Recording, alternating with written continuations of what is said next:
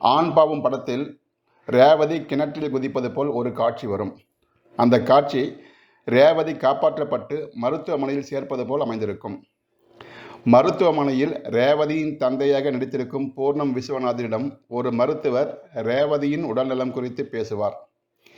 2 நிமிடத்தில் முடியக்கூடிய அந்த காட்சியில் மருத்துவராக ஒரு வாய் பேச முடியாத செவித்திறன் குறைபாடு கொண்டவர் நடித்திருப்பார்.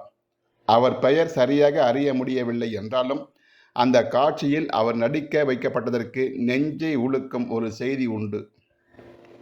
பிறந்ததிலிருந்தே பேச முடியாத அந்த இளைஞருடைய பெற்றோர்களின் மன உணர்வை யாரால் புரிந்து கொண்டிருக்க முடியும்? ஆனால் அந்த படத்தின் இயக்குனர் பாண்டியராஜன் புரிந்து கொண்டார்.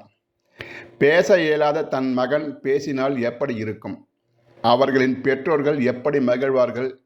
அந்த மகிழ்ச்சிக்கு எவ்வளவு விலை பெறும் என்றெல்லாம் சிந்தித்த பாண்டியராஜன் அந்த மருத்துவரிடத்தில் அந்த இளைஞரை நடிக்க வைத்து அவர் பேசுவது போல் மாற்று குரலில், அதாவது டப்பிங் பேச வைத்து அந்த காட்சியை எடுத்தார். டாக்டர், என் பொண்ணு பழிச்சுக்குவா இல்ல? உயிருக்கு ஒண்ணு ஆபத்துல, தலையில தான் பலமா அடிபட்டிருக்கு. எப்ப அவ மயக்கம் தெளிஞ்சு பேசுவா? மயக்கம் தெரிஞ்சா கூட பேச மாட்டாங்க. அதனை பார்த்த அந்த இளைஞரின் பெற்றோர்கள், நமது மகன் பேசினால் இப்படித்தானே பேசி இருப்பான் என்று அந்த படத்தை பார்த்து கண்ணீர் விட்டார்களாம். அந்த கண்ணீரோடு மகிழ்ச்சியையும் வெளிப்படுத்தினார்கள். நிஜ வாழ்க்கையில் பேச முடியாத தங்கள் பிள்ளை திரையிலாவது பேசினானே என்று ஆனந்த கண்ணீர் வெடித்து இயக்குனர் பாண்டியராஜனின் கரங்களை பிடித்து தங்கள் நன்றியை தெரிவித்துக் கொண்டார்களாம்.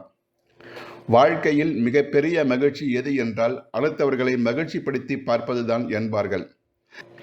அந்த மகிழ்ச்சியை அந்த இளைஞரின் பெற்றோர்களுக்கு கொடுத்து தானும் மகிழ்ந்தாராம் பாண்டியராஜன்.